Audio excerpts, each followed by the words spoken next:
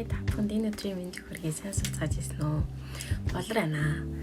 За, өнөөдөр 2 дахь дугаараараа 2 дахь номоо бэлдсэн байгаа. Өнөөдөр болохоор The Rich гэсэн баячууд гэсэн баян хүн гэсэн нэртэй номын тухай хамтдаа ярилцгаална. Тэгээд энэ ном болохоор Case Cameron Smith гэдэг зохиолч бичсэн. Жинхэнэ одоо тэр бүмтэн баян хүмүүстэй уулзаад тэр хүмүүсээс уулзаад ойлгосон зүйлээ 10 баян хүмүүс ямар одоо зан чанартай юм бэ гэдэг 10 зүйлийг танилцуулж гисэн маш гайхалтай ном байсан. Тэгээ би энэ номыг бүр анх уншичаад айгуу таалагдаад сурах юм зөндөө ихтэй ингээд би тодруулагчаар тодруулаагүй газар гэж байхгүй баг бүгдийг тодруулсаар хагаад таарсан. Тэгээд энэ номыг 2 дахь удаага уншаад тэгээ бүр унших болгоно маш олон зүйл ойлгоод сурсан тийм ном байгаа. Тэгээд бүр маш газар тодруулаад маш их зүйл сураад амьдралдаа хэрэгжүүлж байгаа тийм ном байгаа. Тэгээд одоо ингэж би уншиж байгаад тэгээд маш тийм чухал санагдсан хэсгээ тодруулаад тэгээд тодруулсан хэсгээ болохоор жишээл одоо ингэж тодрууллаа гэж тодруулсан хэсгээ бүр ингээ өөртөө хүлээж авахын тулд бүр бичиж авсан байгаа. Тавхан харуулъя. Тэгээд бичлэн зүгээр уншаад өнгөрөхөөс илүү бүр ингээд өөртөө аягүй шингээхийг хүсэж байгаа тэр хэсгээ бүр бичээд тэгээд бичих үед бүр ингээд улам илүү сайн ойлгож эхлээд тэгээд улам илүү хэрэгжүүлэх ингээд хүчтэй болж эхэлжсэн. Тэгээд дээрэс нь одоо 10 бүлэгтэй гэдгсэн шүү дээ тийм 10 бүлэг дуус болгондоо ийм асуултуудтай 3 ийм асуултуудтай. Тэгээд энэ асуултууд нь би бас хариулаад өөрийнхөө энэ төвчөртэй ингээд бүх асуултыг ингээд асуултуудыг хариулаад бичсэн байгаа. Тэгээд тэр хэмжээгээр энэ номноос бүр суурах юм айгүйх байсан. Тэгээд энэ номоо та бүхэнтэйгээ хуваалцгаална. Маш гайхалтай ном. Хэрвээ солонгосоор ном уншиж чаддаг хүн байх юм бол заавал уншаарай. Бас англиар бас байгаах гэж бодож энэ угаас солонгос руу орчуулсан болохоор энэ номыг уншиж үзээд маш их хэрэгжүүлэх зүйлтэй ном байсан. Тэгээд энэ номыг уншаад баян хүмүүс яаж амьдардаг вэ? Ямар сэтгэлгээтэй байдаг вэ? Тэгээд өөрийгөө одоо баян сэтгэлгээ өөртөө суулгах хэрэгтэй гэж байг бодоод байгаа л та өөр би ер нь тийм баян айлт өсч төрнөг болохоор баян хүмүүс яг ямар сэтгэлгээтэй байдаг, яаж мөнгөийг хураадаг, яаж мөнгөийг одоо менеж хийдэг тухай энэ номоос маш их зүйлийг сурсан. Тэгээд сурсан зүйлээ та бүхэнтэйгээ хуваалцъя. За ном маань болохоор яг надад хамгийн таалагдсан хэсэг нь болохоор баян болохыг хүсвэл баян хүн шиг сэтг гэсэн байсан. Тэг үнэхээр баян болохын тулд зөвхөн мөнгө байгаа зогсохгүйгээр баян хүн шиг сэтгэх хэрэгтэй байна гэдгийг бас ойлгож авсан. Тэгээд дээрэс нь цалингаараа баяжсан баян хүн байдаггүй гэдгсэн байсан. Тэгээд бид нар бүгдээрээ цалингаараа ажиллаад тэр цалингаараа л амьдэрдэг шүү дээ. Тэгээд харин тэр цалингаараа ингээл цуглуусараа баян болно гэж бодоод байсан. Гэтэ би ганцаараа тэгж бодож байсан байж магадгүй. Би ямар ч зэн ингээл амар ихчэнгүй ажиллах юм бол ажиллаад тэр цалингаараа хизээний баян болох болов доо гэж их боддог байсан байхгүй юу. Тэгсэн чинь энэ ном дээр хизээч цалингаараа баяжсан хүн байдгүй гэдгсэн байсан. Тэгэхээр би жоохон буруу бодсон байна. Яаж баян хүмүүс яаж баяжсан юм болоо гэдгийг бас асуух болсон. Тэгээд дээрэс нь орлогоо дэвшлүүлэх ихний алхам бол цалин авч ажилтдаг ажилчин сэтгэлгээгээ хаях байсан. Тэгээд би яг цалин авч ажилтдаг тэр ажилчин сэтгэлгээ министр аявих байсан байхгүй юу. Үнэхээр л ажил хийгээл насаар ажил хийгээл тэгэл тэтгэврт гартай ажил ингээ хийсээр агаал тэр цалингаараа л баяжнаа. Тэтгэврт гарах үедээ ч юм эсвэл 40-50 та үедээ яг тэр мөнгөөрөө баяж гахтаа гэж аявих боддог байсан байхгүй юу. Тэгсэн чинь яг тэр ажилчин сэтгэлгээг хаях хэрэгтэй гэж гарсан байсан. Тэгээд яг би яг энэ номноос яг цалин авдаг тийм ажилчин сэтгэлгээг хаяад яг баян хүн шиг сэтгэхийг сурах юм байна гэсэн тийм бодолтойгоор энэ номыг уншиж эхэлсэн. Тэгээд тэр бодсон одоо тэр хүлээс нь найцсан зүйл маань болохоор яг үнэхээр энэ номноос маш их зүйлийг сурч авсан баян хүний сэтгэлийн талаар. Тэгээд та бүхэнтэйгээ энэ номныхоо тухай ярилцаж эхэлье. Ном маань 10 бүлэгтэй байгаа. Тэгээ нэгт нь болохоор алсыг харж ирээдүгээ төлөвл, хоёрт нь үргэлжлэн санааг бодож бас ярьж сур, гуравт нь өөрчлөлтөөс айлгүй өөрчлөлтийг баяртайгаар хүлээж ав. Дөрөвт нь аюулыг өөрчлөлтөнд тооцоолж бэлдэх. Тавт нь тасралтгүйгээр суралцсан өсөнд ирж гэсэн сэдвтэй байсан. Тэгээд эхний дугаараараа The Rich номных эхний дугаараар болохоор энэ 5 бүлгийн тухай ярилцаад тэгээд дараагийн 5 бүлэг нь болохоор дараагийн цаг дээр өөрчлөлөн ярих болно. За 6-т нь болохоор орлогоо өсгөх арга суралц, 7-т нь үргэлж талархаж байгаа зүйлээ хуваалц, 8-т нь орлогоо дэвшлүүлэх олон аргыг бодож ол, 9-т нь орлогоо эргэлдүүлэх системийг бий болгох, 10-т нь нууцлагдсан чадвараа нээж олох асуултыг асууж сурах гэсэн байсан. Тэгээд эхний 5 хэсгийг та бүхэнд нэг ангид хүргээд дараагийн 5 хэсгийг бас нэг ангид хүргээд нийт 2 анги бэлдсэн байгаа. За шууд бүгдээрээ 1-р бүлэг рүү орцгоё.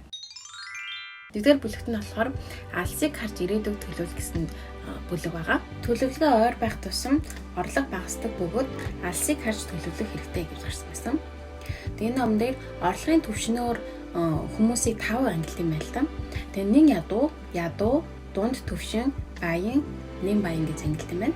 Тэгээ нэг ядуу хүмүүс болохоор нэг өдөртөл анхаардаг. Нэг өдрийнхөө идэх зүйлд уух зүйлдээ анхаарад хөвчлэн гуйлах гэдэг ч юм уу, хог төвдөг ч юм уу тийм хүмүүс энд ордог. Тэгээ ядуу хүмүүс болохоор 7 хоногийнхоо идэх зүйл, 7 хоногийнхоо хэрэглэх зүйлдээ анхаарал тавьдаг. Тэгээ дунд түвшний хүмүүс болохоор сар-сартаа анхаарал хандуулдаг юм байл та. Тэгээд баян хүмүүс болохоор нэг жилийнхээ санхуд анхаарлаа хандуулдаг. Тэгээ нэм баян хүмүүс болохоор 10 жилийнхээ төлөвлөгөө, 10 жилийнхээ алсыг анхаарад 10 жилийнхээ санхуд анхаарлаа хандуулдаг хүмүүс гэж гарсан байсан. Тэгээд орлогоор нь хуваах юм бол би жоохон баг зэрэг монголчилсан байгаа. Америк тэр доллараар нь болох юм бол монгол хүмүүст арай л хол санагдах гэж баг зэрэг монголчилсан байгаа. Тэгээд орлогоор нь ингээд хуваах юм бол нэг ядуу хүмүүс нь болохоор нэг сард 0-оос 1 саяын орлоготой байдаг. Би түрүү хэлсэн гуйлах хүмүүс гэж энэ үнд хамаарлаа гэж хэлсэн. Тэг ядуу хүмүүс болохоор сарын 1 саяас 2.5 саяын орлоготой. Дунд түвшний хүмүүс болохоор 2.5 саяас 10 саяын орлоготой хүмүүсийн хараалагдана. Тэгээ баян хүмүүс болохоор 10 саяас 100 саяын орлоготой хүмүүс. Тэгээ нэм баян хүмүүс болохоор 100 сая буюу түүнээс дээш орлоготой хүмүүс хамаардаг юм байл да. Тэгээд зорилгоор ингээд хуваасан байсан. Тэгээд зорилго нь болохоор нэг ядуу хүмүүс яг өдрийнхөө идэх зүйлийг олох тийм зорилготойгоор ажиллаж амьдардаг. Ядуу хүмүүс болохоор арай хийж одоо 7 хоногийнхаа хэрэглэх зүйл, идэх зүйлдээ ам залуулахын төлөө тийм зорилготойгоор амьдардаг. Тэгээд дунд түвшний хүмүүс болохоор байнгын зарлага гэж дунд түвшний хүмүүс байдаг. Тэг мөн жишээлбэл одоо зээлэр ч юм уу эсвэл байнга тийж гарч идэг тийм зээлийн өрнүүд байд юм байна л да. Тэгээд тийм зүйлд анхаарал хандуулж түүнийгээ төлөхийн төлөө, түүнийхээ ард гарахын төлөө зорилгоо болгон амьдрд юм байна л да. Тэгээд баян хүмүүс болохоор санхүүгийн эрхчлөө хөрсөн хүмүүс. Тэгээд санхүүгийн эрхчлөөнд хүрээд тэгээд баг зэрэг бизнес эрхлүүлдэг. Тэгээд дээрэс нь ямар нэгэн зүйлд хөрөнгө оруулалт хийдэг. Дээрэс нь санхүүгийн зохицуулалт ингээд хийж эхэлдэг тийм үе юм байна л да. Тэгээд дээрэс нь нэм баян хүмүүс болохоор энэ дээр нэмэх нь маш тийм алсыг харж 10 жилийг харж төлөвлөдөг. Тэгээ дээрэс нь одоо байгаа мөнгөө хэрхэн одоо эргүүлэхээс гадна байгаа мөнгөө хэрхэн ингээд зөөр авч үлдэх вэ гэсэн гэдэг зүйлийн тухай бодож одоо татвараа багасгах аргуудыг ингээд судалж сурдаг тийм зорилготой тийм хүмүүс байд юм байна л да. За тэгээд би яг энэ 5 төвшний аль төвшөнд нь хам байна гэж өөрөөс асуусан л да. Тэгсэн чи яг миний тухай яриад байгаа мó гэмээр нэг зүйлээсэн чинь би яг дунд төвшөнд хамаардаг юм билээ. Би яг бүх ингээд би орлого зарлагаа яг 1 сараар төлөвлөдөг байхгүй юу. Сар болгоны тэдэх өдөр тийм мөнгө гардаг, тийм мөнгө гардаг. Хүүхдийн цэцэрлэгийн мөнгө тэдэх өдөр төлдөг. Байрны мөнгө болохоор тэдэх өдөр төлдөг гэл бүх юмаа төлөвлөсөн. Тэгээд энэ сард яг хэдэн төгрөгийн зарлага гарна гэсэн тэр бүх зүйлээ төлөвлөдөг. Тэгээд яг сар дотор гэргэлдээд байдаг байхгүй юу.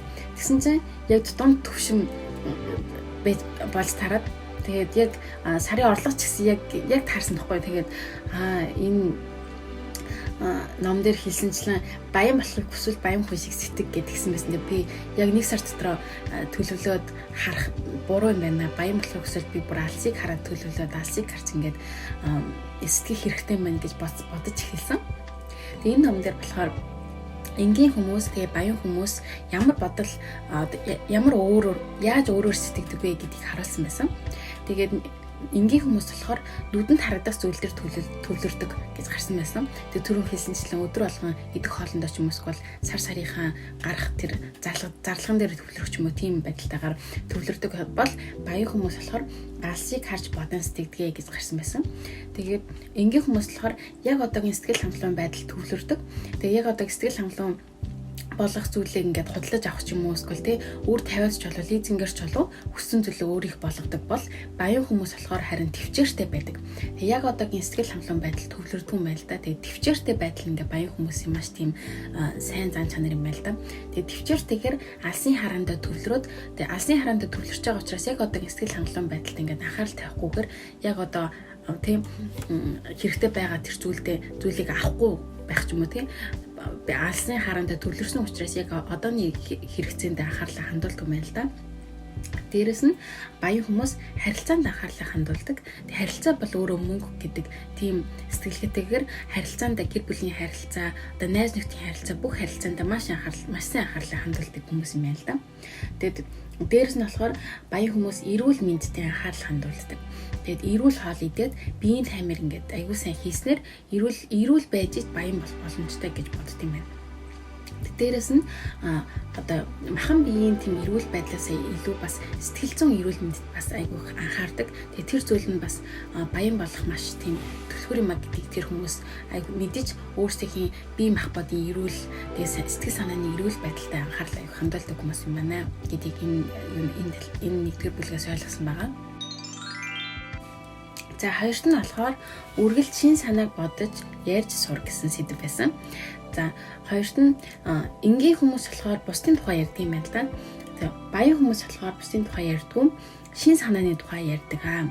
Тэгээд дээрэс нь өөрийнхөө бодол санаагаа тэлэг цаг гаргадаг. Тэгээд дээрэс нь өөрийгөө хэн бодлох, юу хүсэж байгаагаа мэддэгэ. Тэгээд түүнийхээ тухай ярьдаг гэж гарсан байсан. Тэгээд номоос тавханд уншиж үзье. Бусдыг хүндэлдэг, баян хүмүүс бол бусдыг хүндэлдэг. Бусдын үйлдэлийг шүүмжлэхгүйгээр байгаагаар нь хүлээж авахыг хичээдэг бөгөөд өөрийнхөө чадaltaа багтаан хамгийн сайнарыг хийсэн гэдэгт нийтэгдэгэ. Бусдын сул талыг биш сайн талыг нь олж магтахыг хичээдэг гэж гарсан. Тэгэд хүмүүс бусдын тухай ингээд яриад муугаар хэлэх юм уу тийм тохиолдол байдаг тийм үү. Харин баян хүмүүс болохоор тэгдэггүй. Харин тэр хүн үнэхээр байгаагаараа л хамгийн чадхаараа сайнараа хийсэн юм байна гэж бодоод тэгээд харин муулахаас илүү тэр хүний сайн талыг олж хараад магтахыг хичээдэг юм байна гэж гарсан. Тэгээд энэ хэсгийг уншаа надад их зүйл ойлгогдсон. Тэгэхээр бусад хүмүүст харьцахтаа яаж харьцах хэрэгтэй, бусад хүмүүсийг харахтаа яаж харах хэрэгтэй юм бэ гэдгийг аягүй сайн ойлгуулж өгсөн хэсэг байсан. Тэгээд дээрэс нь өөрийн төлөв хэлж байдаг сөрөг үг хэллэгээс татгалзах хэрэгтэй. Жишээлбэл болохгүй, бүтэхгүй, чадахгүй гэсэн сөрөг үгийг аль болж өгвөл хэрэглэхгүй байх хэрэгтэй. Тэгэд энэ үгнүүд нь болохоор үгнүүдийг олон бүтэн чадна гэсэн үгээр солиод хэрэглэж сурах хэрэгтэй байна гэж сурсан байгаа. Тэгээд дээрэс нь шүүмжлэн муулахаас илүү бага зүйлд талархаж сураарай гэж гарсан байсан.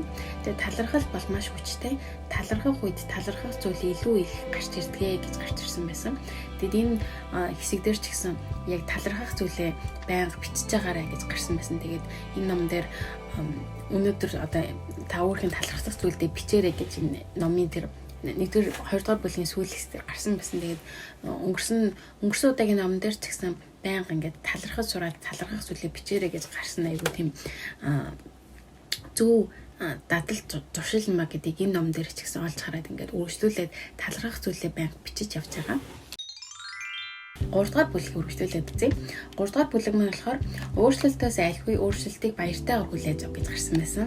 Тэгээд хүмүүс өөрчлөлт ингээд амьдралд ирэхэд яаж ханддаг вэ? Хүмүүс өөрчлөлтийг хүсдэггүй тийм тэр яг энэ хэсгээр болохоор өөрчлөлтийг харин хүлээж авч сурах хэрэгтэй гэж гарсан байсан. Тэгээ хүний гол зорилго нь суралцсан өсөн хөгжөхөд оршдгоо.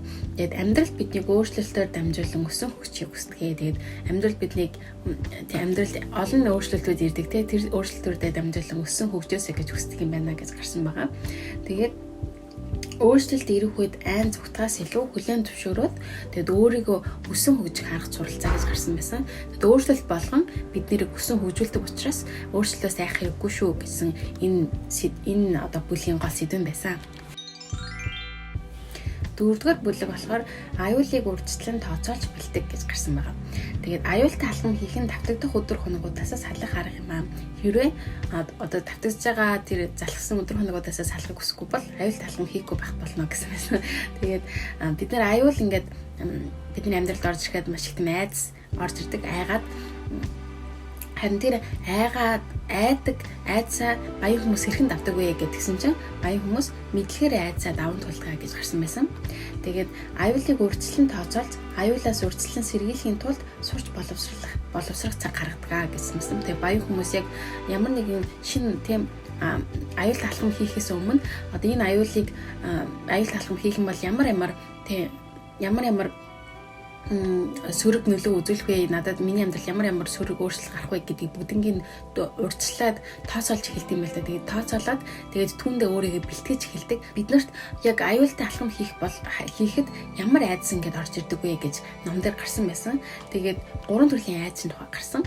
Тэгээд нэгт нь болохоор бүтлгүй тэхвээ гэсэн айдас юм байл та. Тэгээд энэ номдэр бүтлгүйтэл бол амьдралын багш юм аа. Бүтлгүйтэл бол юу буруу, юу зөв вэ гэдгийг сурах боломж юм аа гэж гарсан байсан. Тэгээд дараагийнх нь болохоор үгүйсгийг тэхвээ гэсэн айдас.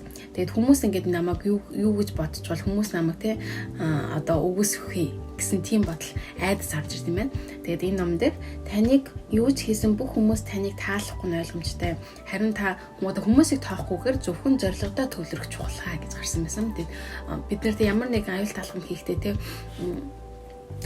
миний найзууд ч юм уу миний танилуд намайг яах вэ гэдэг зүйлээс үгүйсэхдэх гэсэн айдас орж ирд юм байна л да.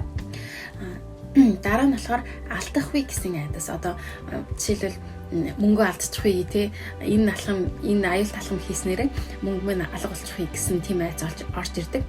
Тэгэхээр харин аюулыг даван гарахын тулд алдах зүйл их гардаг ч гэсэн зөксөлтгүйгээр урагшлах хэрэгтэй гэж гарсан байсан. Алдах бол амжилт олохын нэг хэсэг гэсэн байсан. Тэгээд алдах бол яг амжилт олохын нэг хэсэг учраас алдах нь ойлгомжтой, алдах үеч байна, олох үеч байна гэсэн тийм бодлоготойгоор аюулаа даван туулах хэрэгтэй шүү гэж гарсан байсан. Үрдээ 5 дахь бүлгийг ярилцъя. 5 дахь бүлэг болохоор тасралтгүйгээр суралцсан өсөн дэвж гэсэн сэдвтэй байсан. Тэгээд энгийн хүмүүс сургуулаа төгсөн цагаас эхлээд суралцгаа зогсоодгоо гэж гарсан байсан. Харин баян хүмүүс болохоор насан туршдаа суралцахад хөрөнгө оруулдаг. Тэгээд баян хүмүүс болохоор 7 хоногт нэг ном уншдаг юм байна л да. Тэгээд дээрэс нь баян болоход суралцдаг гэж гарсан байсан. Тэгээд би яг одоо гэсэн яг баян хүмүүс яг хэрхэн амьдртайг яадаг вэ гэдэг тухай баян болоход бас суралцж байгаа энэ алхам маань энэ байгаа л да. Тэгээд дээрэс нь баян хүмүүс маш их ном уншдаг гэсэн болохоор би бас маш их ном уншиж байгаа. Би бас ерөнхийдөө 7 ногт нэг ном уншаад өнгөрсөн сард би 5 ном уншсан байсан. Гэхдээ яг ном уншснараа бас айгүйх тийм ойлгох хэрэгжүүлэх зүйл авах гард юм байлаа. За тэгээд өргөжлөлт номн дээр ном бол хамгийн хурдан хамгийн хямд аргаар суралцсан баян болох арга юм а гэж гарсан байсан. Тэгэхээр яг ном дээр бүр тэр хүмүүсийн амьдэрсэн бүхэл аргууд, алхсан алхмууд бүгдээр байдаг болохоор маш их суралцах зүйл байдаг болохоор хамгийн хямд аргаар одоо баян болоход суралцах арга юм а гэдэгт айгу тийм санаа нийлж байгаа. Дээрэс нь мөнгө санхуд суралцахад харамгүйгээр хөрөнгө оруулах хэрэгтэй гэж гарсан байсан. Тэгээд мөнгө санхүү гэдэг нь бид нэр мөнгөний тухай суралцах хэрэгтэй гэж гарсан байсан. Тэгээд мөнгө эдийн засаг санхүүгийг хэрхэн эргүүлэхтэй эдийн засгийг яаж ингэж доктортой болгох ч юм уу тэр бүх зүйлийг бид нэр суралцах хэрэгтэй. Тэгээд түүнийхээ төлөө хөрөнгө оруулах хэрэгтэй гэж гарсан байсан. Тэгээд жишээлбэл одоо баян болох сэтгэлгээний тэр ном аваад уншиж байгаа ч гэсэн яг энэ хөрөнгө оруулж байгаа зүйлтэй би болохоор бүр тусдаа ингээд book club-д ч гэсэн ингээд мөнгө төлөөд ингээд ордог. Тэгээд тэр book club-д ингээд баян хүмүүс яа хэрхэн амьдрдаг тухай олон тийм номнуудыг хамт уншаад хамт ярилцдаг. Тэр мэтчлэн баян болох эдийн засгийн тухай санхүүд ингээд суралцах зүйл дээр өөрсдөө хөрөнгө оруулах хэрэгтэй байна гэж гарсан байгаа. Тэгээ дээрэс нь насан туршдаа тасралтгүйгээр суралцах хамгийн зөв арга бол өөрийнхөө дуртай зүйлийг суралцах гэж байсан. Тэгээд бид нар яг тасралтгүйгээр суралцахын тулд өөрийнхөө дургуй зүйлийг өөрийнхөө дургуй талбарын тухай сураад дургуй талбарын тухай суралцах нь хамгийн тийм боломжгүй маш хэцүү санагддаг тийм. Харин энэ номон дээр яг үнэхээр тасралтгүй насан туршдаа суралцах арга бол зүгээр өөрийнхөө дуртай зүйлийг сонгоод түүнийхээ төлөө суралцах гэсэн байсан.